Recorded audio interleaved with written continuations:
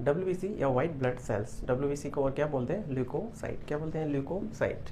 Leucocyte, leucocyte एक Greek word से बना है, ग्रीक वर्ड ल्यूकोज, इसका मतलब होता है वाइट। तो डब्ल्यूबीसी को हम और क्या बोल सकते हैं, वाइट ब्लड सेल्स या फिर ल्यूकोसाइट। ठीक है, ये ल्यूकोसाइट जो होती है, वाइट ब्लड सेल्स होती है, कैसी होती है, वाइट कलर की या फिर कलरलेस होती है। ठीक है, कलरलेस बोल सकते हैं या फिर वाइट कलर की होती है, न्यूक्लिएटेड होती है, न्यूक्लिएटेड होती है, लार्जेस्ट ब्लड सेल्स होती है, largest blood cells, largest blood cells. ठीक है, ब्लड के अंदर कौन कौन सी, आरबीसी, डब्ल्यूसी, प्लेटलेट्स, उन सब में से सबसे बड़ी कौन सी होती है, डब्ल्यूबीसी होती है, लार्जेस्ट ब्लड सेल्स होती है। ये less than 1% of blood volume बनाती है। ठीक है, less than 1% of blood volume, total blood का कितना percent, less than 1% blood volume बनाती है। अगर डब्ल्यूबीसी के काउंट की बात करें तो डब्ल्यूबीसी काउंट कितना होता है, 4000 से 11000। ठीक है, कितना, 4000 टू 11000 पर क्यूबिक मिलीमीटर। ठीक है, ये डब्ल्यूबीसी का काउंट है। आगे देखते हैं क्लासिफिकेशन ऑफ डब्ल्यूबीसी। डब्ल्यूबीसी को हम दो टाइप में डिवाइड कर सकते हैं, ग्रेनुलोसाइट और एग्रेनुलोसाइट। ग्रेन्यूल्स जो दाने हैं अगर वो प्रेजेंट है तो उसको क्या बोलेंगे, ग्रेनुलोसाइट, और अगर ग्रेन्यूल्स एब्सेंट है, एग्रेनुलोसाइट हो गई। ठीक है, तो इन ग्रेन्यूल तीन टाइप में डिवाइड कर सकते हैं, न्यूट्रोफिल, इओसिनोफिल और बेसोफिल। ये किस बेसिस पे डिवाइड कर रहे हैं, ग्रेनुलोसाइट को अगर हम स्टेन करें, दो स्टेन होते हैं, एक तो एसिडिक स्टेन और बेसिक स्टेन। एसिडिक स्टेन में एओसिन लेते हैं और बेसिक स्टेन में मिथाइलिन ब्लू। तो इन दोनों स्टेन से अगर किसको, ग्रेनुलोसाइट को स्टेन करते हैं तो क्या होता है, उसके अकॉर्डिंग हम इनको तीन पार्ट में डिवाइड कर सकते हैं। वो कैसे, अगर ग्रेनुलोसाइट को स्टेन किया एसिडिक और बेसिक दोनों डाई से, अगर दोनों से स्टेन हो गई तो वो हो गई न्यूट्रोफिल। अगर एसिडिक स्टेन इओसिन से स्टेन हुई तो वो कौन सी हो गई, इओसिनोफिल या फिर एसिडोफिल भी बोलते हैं। क्यों, क्योंकि वो एसिडिक स्टेन से स्टेन हो रही है। और अगर बेसिक स्टेन से स्टेन हुई है तो उसको क्या बोलेंगे, बेसोफिल। ठीक है, न्यूट्रोफिल सबसे ज़्यादा होती है 60 to 65%, इओसिनोफिल 2 to 4% और बेसोफिल 0.5 to 1% होती है। न्यूट्रोफिल है इसका साइज 10 to 12 माइक्रोन, इओसिनोफिल का 10 to 14 माइक्रोन और बेसोफिल का 8 to 10 माइक्रोन। अगर हम लाइफ स्पान की बात करें तो न्यूट्रोफिल का life span 2 to 5 days, eosin का 7 to 14 डेज और बेसोफिल का 12 to 15 डेज लाइफ स्पान होता है। ठीक है, अगर नंबर की बात करें तो न्यूट्रोफिल कितनी होती है, 3000 से 6000 पर क्यूबिक मिलीमीटर, इओसिनोफिल 150 से 450 पर क्यूबिक मिलीमीटर और बेसोफिल 0 से 100 पर क्यूबिक मिलीमीटर होती है। अगर इनके न्यूक्लियस की बात करें हम, ठीक है, डब्ल्यूसी के अंदर क्या होता है, न्यूक्लियस होता है। तो इनके न्यूक्लियस की बात करें तो न्यूट्रोफिल में जो न्यूक्लियस होता है वो कैसा होता है, मल्टी लोब्ड। ठीक है, देखिए एक से ज़्यादा लोब्ड है, मल्टी लोब्ड न्यूक्लियस होता है। इओसिन के न्यूक्लियस की बात करें तो न्यूक्लियस बाई लोब्ड होता है। ठीक है, इनका न्यूक्लियस कैसा है, बाई लोब्ड है। और बेसोफिल के न्यूक्लियस की बात करें तो ए शेप्ड होता है। ठीक है, एस आकार का होता है। ऐसे ही अगर इधर हम देखें, एग्रेनुलोसाइट जो है, एग्रेनुलोसाइट को दो पार्ट में डिवाइड कर सकते हैं, मोनोसाइट और लिम्फोसाइट। मोनोसाइट कितनी होती है, 60 to 8% और लिम्फोसाइट 20 to 25%। ठीक है, मोनोसाइट का जो न्यूक्लियस होता है वो कैसा होता है, किडनी शेप होता है। ठीक है, और लिम्फोसाइट का न्यूक्लियस कैसा होता है, ओवल शेप या राउंड शेप होता है।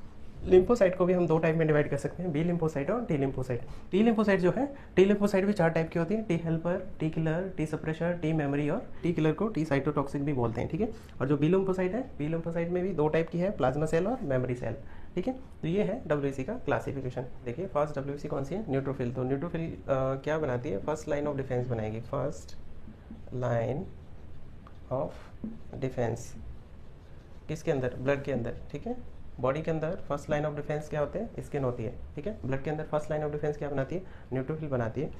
और इसका जो न्यूक्लियस होता है, ठीक है, न्यूक्लियस कैसा है, मल्टीलोब न्यूक्लियस है। तो जो यंगर जो सेल होती है उनमें न्यूक्लियस कैसा होता है, मल्टीलोब नहीं होता। बट जो ओल्डर न्यूट्रोफिल है, ठीक है, उनमें क्या होता है, 2 to 5 लोब न्यूक्लियस पाया जाता है, न्यूक्लियस मिलता है। यंगर में मल्टीलोब नहीं होता है। जैसे ही न्यूट्रोफिल क्या हो जाएगी, ओल्डर हो जाएगी, उनमें क्या होता है, 2 to 5 लोब न्यूक्लियस होगा।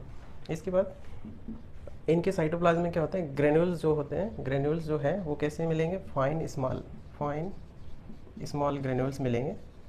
और इसकी प्रॉपर्टी क्या होगी, नेचर कैसा होगा, फैगोसाइटिक नेचर की होगी। फैगोसाइटिक मतलब जो भी माइक्रो ऑर्गेनिज्म, बैक्टीरिया जो भी है उसको क्या कर जाएगी, ये एंजल्फ कर जाएगी इस टाइप से। ठीक है, ये अंदर जाएगा और इसका क्या हो जाएगा, डिस्ट्रक्शन हो जाएगा। ठीक है, ये काम होता है इसका। सेकंड इओसिनोफिल या फिर एसिडोफिल। इओसिनोफिल एसिडोफिल क्यों बोल रहे हैं, क्योंकि ये एसिडिक स्टेन से डाई हो रही है, एसिडिक स्टेन इओसिन से डाई हो रही है, इसलिए इओसिनोफिल या फिर एसिडोफिल बोल रहे हैं इसको। कितनी होती है, 2 to 4% होती है, या फिर टोटल 150 to 450 पर क्यूबिक मिलीमीटर होती है। साइज़ की बात करें तो 10 to 14 माइक्रॉन्स की होती है। और लाइफ स्पान की बात करें तो 7 to 12 डेज का लाइफ स्पान होता है। इसका न्यूक्लियस कैसा होता है, बाइलोब न्यूक्लियस होता है। इनके अंदर क्या होता है, यूसिनोफिल के अंदर एंटी पैरासाइटिक ग्रेनुल या फिर एंटी एलर्जिक ग्रेनुल्स होते हैं। कौन से? एंटी पैरासाइटिक या फिर एंटी एलर्जिक। तो क्या होगा, ये किस कंडीशन में बढ़ेगा इनका काउंट, या फिर पैरासाइटिक इन्फेस्टेशन या फिर एलर्जिक कंडीशन में एओसिनोफिल या एसिडोफिल का काउंट बढ़ेगा। और इनके जो ग्रेन्यूल्स हैं, उन ग्रेन्यूल्स के अंदर क्या होता है, टॉक्सिक केमिकल होते हैं, टॉक्सिक केमिकल्स। तो ये क्या करता है, किसी भी इन्फेस्टेशन किसी भी ऑर्गेनिज्म के साथ बाइंड होकर क्या करता है, ये टॉक्सिक केमिकल रिलीज करता है और उसको डिस्ट्रॉय कर देता है। नेक्स्ट है बेसोफिल। बेसोफिल किससे स्टैंड हो रही थी, बेसिक डाई, कौन सी, मिथाइलिन ग्लूसिड डाई हो रही थी, इसलिए क्या बोल रहे हैं इसको, बेसोफिल। बेसोफिल जो होती है कितनी होती है, 0 to 1% होती है या फिर 0 to 100 पर क्यूबिक मिलीमीटर ब्लड के अंदर होती है। साइज़ की बात करें तो 8 to 10 माइक्रोन इसका साइज़ होता है। और लाइफ स्पान की बात करें तो 12 to 15 डेज लाइफ स्पान होते हैं। बेसोफिल का जो न्यूक्लियस है वो कैसा होता है, एस शेप होता है और इसका न्यूक्लियस एस शेप है। बेसोफिल जो है वो कैसी है, मास्ट सेल की जैसी होती है, तो लाइक ए मास्ट सेल, ठीक है, like a mast cell, nature में कैसी है, मास्ट सेल की जैसी होती है। और इनकी ग्रेन्यूल्स में क्या होता है, ग्रेन्यूल्स में क्या भरा होता है, हिस्टामिन, हिपेरिन और सेरोटोनिन, ठीक है। तो क्या काम होता है, हिस्टामिन क्या करता है, इन्फ्लामेटरी रिएक्शन में रेस्पॉन्सिबल होता है, हिपेरिन एंटीकोगुलेंट होता है और सेरोटोनिन क्या करता है, ब्लड वेसल्स को कॉन्ट्रैक्ट करता है, ब्लड को क्लॉट कराने में हेल्प करता है, ठीक है। सेकंड कैटेगरी है एग्रेनुलोसाइट, जिनमें क्या है, ग्रेनुल्स नहीं है, वो क्या है, एग्रेनुलोसाइट। एग्रेनुलोसाइट भी दो टाइप की थी, मोनोसाइट और लिम्फोसाइट। मोनोसाइट क्या है, कितनी होती है, 2 to 6% होती है, 200 to 600 पर क्यूबिक मिलीमीटर। लाइफ स्पान कितना होता है, 2 to 5 डेज होता है। न्यूक्लियस कैसा होता है इनका, राउंड ओवेल किडनी शेप, शू शेप और शू शेप न्यूक्लियस होता है इनका, ठीक है। ये क्या होती है, लार्जेस्ट होती है। कैसी होती है, लार्जेस्ट होती है।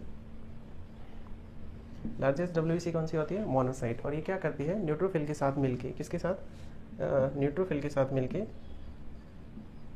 क्या बनाती है, first line of defence with neutrophil, first line of defence blood के अंदर। फर्स्ट लाइन ऑफ डिफेंस किसके साथ मिलके बना रही है, न्यूट्रोफिल के साथ मिलके बना रही है। ये क्या करती है, ब्लड के अंदर सर्कुलेट होती रहती है और कुछ मोनोसाइट क्या करती है, टिश्यूज़ के अंदर जाके मैक्रोफेज में कन्वर्ट हो जाती है। जैसे कि एग्जांपल के लिए अगर देखें हम तो कुपर सेल कहाँ होती है, कुपर सेल्स कहाँ होती है, लीवर के अंदर, ठीक है। ये कुपर सेल क्या है, मोनोसाइट ही है, जो क्या करती है, माइग्रेट होकर टिश्यू में माइग्रेट होकर मैक्रोफेज में कन्वर्ट हो जाती है। तो उन्हीं मैक्रोफेज का एग्जांपल कुपर सेल कहाँ होती है, लीवर में। और लंग्स के अंदर कौन सी होती है, डस्ट सेल, डस्ट सेल कहाँ होती है, लंग्स के अंदर, ठीक है। ब्रेन के अंदर माइक्रोगिलिया, माइक्रोगिलिया कहाँ, ब्रेन के अंदर। और लैंगरहैंस सेल, लैंगरहैंस सेल्स कहाँ होती है, स्किन के अंदर, ठीक है। तो ये सब क्या है, मोनोसाइट ही है, जो इसमें कन्वर्ट हो रही है मैक्रोफेज में, टिश्यूज़ में जाके माइग्रेट होके। अब एग्रेनुलोसाइट में ही फर्स्ट कौन सी थी, मोनोसाइट, और सेकंड कौन सी है, लिम्फोसाइट। लिम्फोसाइट कितनी होती है, 20 to 30% होती है, 1500 से 2700 पर क्यूबिक मिलीमीटर होती है। डायमीटर 7 से 12 माइक्रोन और लाइफ स्पान बहुत कम होता है, हाफ टू 1 डे होता है, ठीक है।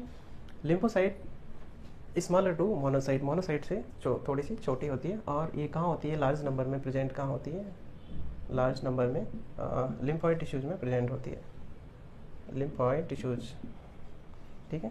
स्प्लीन मान लीजिए, लिम्फॉइड टिश्यू और स्प्लीन में लार्ज नंबर में प्रेजेंट होती है। लिम्फोसाइट को उनके फंक्शन और मैच्योरेशन के अकॉर्डिंग दो टाइप में डिवाइड करते हैं। कौन कौन सी, बी लिम्फोसाइट और टी लिम्फोसाइट। लिम्फोसाइट को दो पार्ट में डिवाइड कर देते हैं, बी लिम्फोसाइट और टी लिम्फोसाइट। बी लिम्फोसाइट जो है वो कौन सी इम्यूनिटी प्रोवाइड करती है, ह्यूमरल इम्यूनिटी प्रोवाइड करती है। और इनका डेवलपमेंट और मैच्योरेशन दोनों कहाँ होता है, बोन मैरो के अंदर होता है। और ये क्या करती है, एंटीबॉडी सीक्रेट करती है ब्लड और लिम्फ के अंदर, ठीक है। और टी लिम्फोसाइट की बात करें तो देखो इनका डेवलपमेंट तो होता है बोन मैरो के अंदर और मैच्योरेशन का होता है थाइमस ग्लैंड के अंदर, थाइमोसिन हार्मोन जो सीक्रेट होता है उसकी वजह से, ठीक है। अब ये जो टी लिम्फोसाइट है और बी लिम्फोसाइट है, इनको भी आगे डिवाइड कर सकते हैं। बी लिम्फोसाइट दो टाइप की हैं, प्लाज्मा सेल और मेमोरी सेल, ठीक है। और टी लिम्फोसाइट कौन कौन सी होती है, T helper, T killer, T suppressor और टी मेमोरी, ठीक है। तो टी लिम्फोसाइट देखते हैं। बस देखिए मेमोरी टी सेल क्या करती है, पहले किसी माइक्रो ऑर्गेनिज्म का बॉडी में एंटर हुआ, इन्फेक्शन हुआ, तो उस टाइम क्या होगा, ये लिम्फोसाइट बनेगी, ठीक है। तो मेमोरी टी सेल क्या करेगी, पहले जिस माइक्रो ऑर्गेनिज्म का इन्फेक्शन हुआ है उसको रिकॉग्नाइज कर लेगी और तुरंत ही क्या करेगी, उसको सेकंड टाइम जब अटैक होगा तो ये मेमोरी टी सेल क्या करेगी, उसको डिस्ट्रॉय कर देगी। उसके बाद साइटोटॉक्सिक टी सेल ये क्या करती है, इन्वेडिंग माइक्रो ऑर्गेनिज्म, बॉडी में जो एंटर माइक्रो ऑर्गेनिज्म कर रहा है उसको तुरंत ही क्या करती है, इसको डिस्ट्रॉय करती है। ये क्या करती है, डायरेक्ट अटैक करती है। कोई भी माइक्रो ऑर्गेनिज्म बॉडी में इन्वेड किया उस पर डायरेक्ट अटैक करती है और क्या करती है, एबनॉर्मल बॉडी सेल को भी डिस्ट्रॉय करती है। फॉर एग्जाम्पल कैंसर सेल्स है या एबनॉर्मल कोई बॉडी सेल्स है उसको भी किल करने का काम करती है। नेक्स्ट है helper T cell. Helper T cell को और क्या बोलते हैं, CD4 सेल। CD4 सेल, ये सेल क्या करती है, सेल मेडिएटेड इम्यूनिटी के साथ साथ ह्यूमरल इम्यूनिटी भी प्रोवाइड करती है। इनके अंदर कुछ केमिकल्स रिलीज होते हैं, इंटरफेरॉन, इंटरल्यूकिन्स, और ये हेल्पर टी सेल क्या करेगी, बी लिम्फोसाइट के साथ कॉपरेट करती है एंटीबॉडीज़ बनाने में। इनका काउंट कितना होता है नॉर्मल, 500 to 1500 पर क्यूबिक मिलीमीटर। ठीक है, इनका काउंट क्या हो जाता है, डिक्रीज किस में हो जाता है, HIV में। इनका काउंट डिक्रीज हो जाता है, इसलिए बॉडी में अदर इन्फेक्शन होने का बहुत ज़्यादा चांस बढ़ जाते हैं। लास्ट है suppressor T cell. Suppressor T cell जैसे नाम से पता चल रहा है क्या करती है, सप्रेस करती है, बी और टी लिम्फोसाइट को सप्रेस करने का काम करती है। ठीक है, ताकि tissue dissection, abnormal tissue dissection ना हो जाए, बहुत ज़्यादा टिश्यू डिसेक्शन ना हो जाए, जितना जरूरत है उतना ही क्या करें, फैगोसाइट हो, टिश्यू डिसेक्शन हो। ठीक है, तो ये सप्रेस करने का काम करती है बी और टी लिम्फोसाइट को। नेक्स्ट देखते हैं प्लेटलेट्स। प्लेटलेट्स का काउंट कितना होता है, 1.5 लाख से 4.5 लाख माइक्रोलीटर होती है। कैसी होती है, स्मॉल कलरलेस होती है, डायमीटर होता है 2 to 4 माइक्रोन या फिर 2.5 माइक्रोन। ठीक है, शेप कैसी होती है, ओवल या डिस्क शेप की होती है। इनएक्टिवेटेड प्लेटलेट्स, जब ये एक्टिवेट हो जाती है तो इसका कैसा हो जाता है, शेप चेंज हो जाता है, spherical shape, rod shape, dumbbell shape या कॉमर शेप की हो जाती है। अगर इसके स्ट्रक्चर की बात करें तो सेल मेम्ब्रेन कितनी होती है, 6 mm थिक होती है। किस चीज़ की मिलकर बनी होती है, कार्बोहाइड्रेट, प्रोटीन और लिपिड की मिलकर बनी होती है। और जो प्लेटलेट्स है, इसका साइटोप्लाज्म के अंदर क्या क्या सेल ऑर्गेनेल्स होते हैं, Golgi apparatus, endoplasmic reticulum, mitochondria, microtubules होते हैं। इनका डिस्ट्रक्शन कहाँ होता है, स्प्लीन के अंदर ही होता है। कौन से किस प्रोसेस से, टिश्यू मैक्रोफेज सिस्टम के द्वारा इनका डिस्ट्रक्शन होता है।